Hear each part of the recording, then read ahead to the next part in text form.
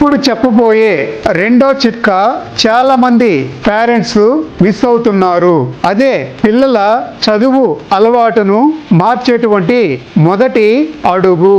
Point 2, చిన్న లక్ష్యాలతో ఒకేసారి 2 గంటలు చదువు అని మీ పిల్లలకు చెప్పకండి.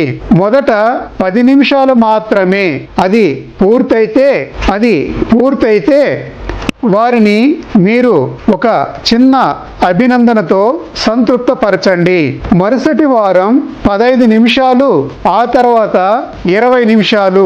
ఇలా చిన్న చిన్న అలవాటు పెద్ద అలవాటుగా మారుతుంది. ప్రతిరోజు చదివిన తర్వాత వారిని మీరు అభినందించండి. దీని ద్వారా వారిలో ఒక పాజిటివిటీ అభిప్రాయం ఏర్పడి వారిలో ఆత్మవిశ్వాసం పెరుగుతుంది. ఉదాహరణకు సైకిల్ తొక్కడం కూడా మొదటి రోజే నేర్చుకోలేరు. రోజు కొద్దిగా ప్రాక్టీస్ చేయడం వలన వారు నేర్చుకుంటారు.